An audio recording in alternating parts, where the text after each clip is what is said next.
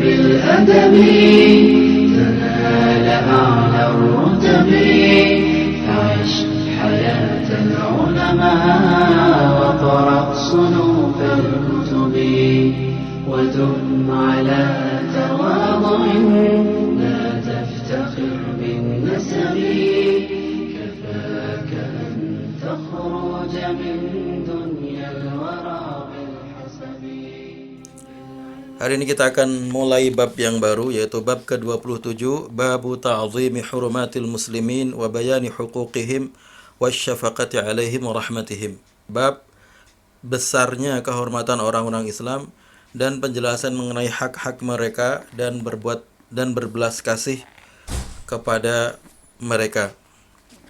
Jadi bab ini akan menjelaskan mengenai kewajiban muslim untuk menghormati dan berbelas kasihan kepada muslim yang lain.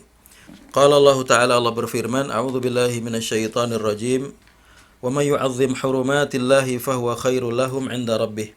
Maka barang siapa yang memuliakan sesuatu yang terhormat di sisi Allah Subhanahu wa taala, maka itu adalah lebih baik untuk dirinya di sisi Tuhan mereka. Jadi ayat ini mengatakan bahwa barang siapa yang menghormati hal-hal yang terhormat di sisi Allah Subhanahu wa taala, maka itu adalah hal yang baik di sisi Tuhannya, artinya dia akan mendapatkan balasan yang baik dari Allah Subhanahu wa taala. Yang dimaksud dengan hal-hal yang terhormat ini adalah bahwa Allah Subhanahu wa taala memuliakan sebagian tempat, sebagian waktu, sebagian pribadi, sebagian orang. Ada tempat-tempat yang Allah muliakan.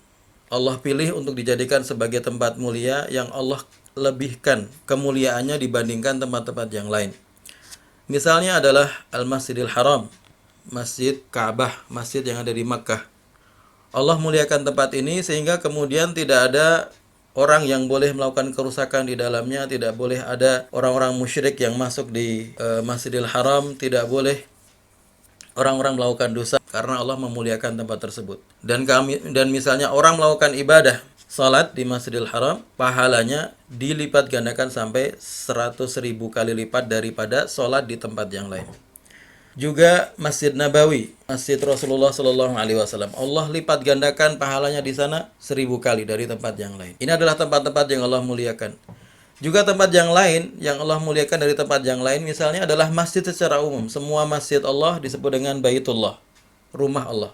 Ini adalah tempat yang mulia dan dimuliakan Allah, maka kita harus memuliakannya.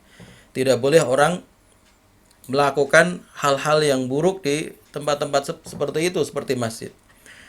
Maka misalnya kita beri contoh begini. Ada banyak hal yang mubah yang kita boleh lakukan dalam kehidupan kita. Tapi ketika dilakukan di masjid itu tidak boleh dilakukan, menjadi tidak pantas. Misalnya, orang makan, minum, orang taruhlah misalnya berolahraga, itu boleh, mubah. Tapi kalau orang berolahraga di tempat sholat di dalam masjid, tidak pantas. Bagi orang yang mengatakan bahwa musik yang tidak mengandung maksiat, yang tidak mengandung hal-hal yang dilarang syariat, itu boleh. Dia boleh melakukannya di luar rumah, di luar masjid, tapi di dalam masjid tidak pantas. Tidak pantas musik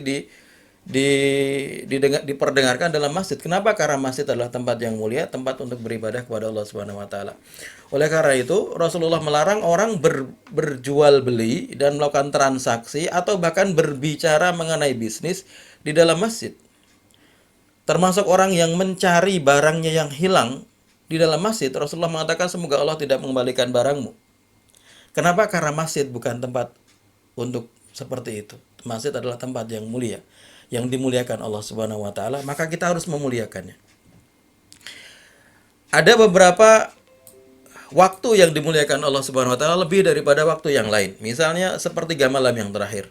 Allah muliakan waktu itu karena Allah dalam sebuah hadis yang sahih dikatakan Allah turun ke langit dunia kemudian bertanya, barang siapa yang meminta akan aku kasih, barang siapa yang meminta ampun akan aku berikan ampunan, barang siapa yang meminta sesuatu akan aku berikan.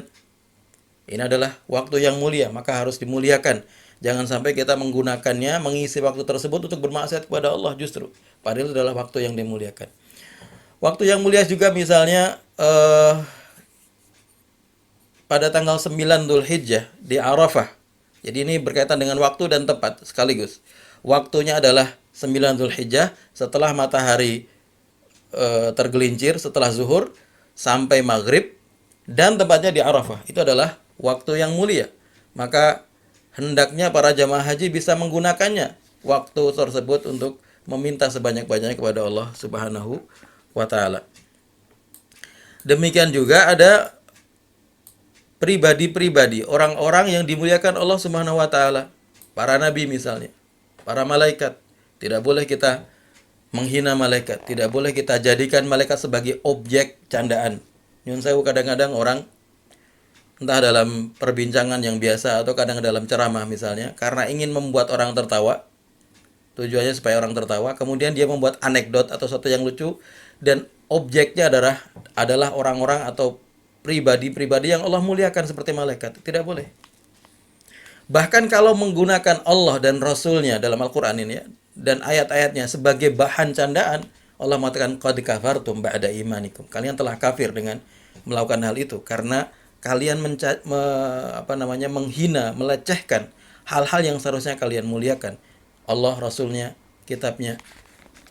Jadi ada hal-hal yang Allah muliakan. Nah, termasuk diantara yang dimuliakan Allah, personality atau orang atau pribadi yang dimuliakan Allah Subhanahu wa taala adalah orang yang beriman. Jadi orang yang beriman ini adalah orang-orang yang dimuliakan Allah Subhanahu wa taala. Kenapa?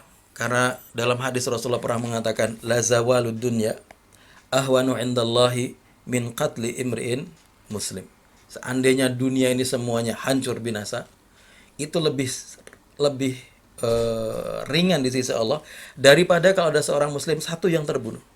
Bayangkan dunia yang sebesar ini, yang planetnya, yang bintang-bintangnya, yang galaksinya, yang tata suryanya, bermiliar-miliar jumlah benda langitnya. Dan kita hanya makhluk yang sangat kecil sekali di bumi ini.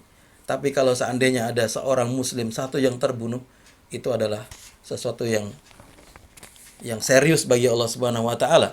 Maka dikatakan sampai seandainya itu semua binasa, itu lebih ringan dari sisi Allah, di sisi Allah daripada seorang muslim yang terbunuh.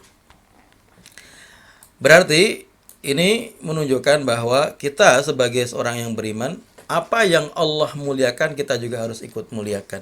Maka di sini Allah mengatakan, barang siapa yang memuliakan, mengagungkan hal-hal yang mulia di sisi Allah, maka itu lebih baik bagi dia di sisi Tuhannya.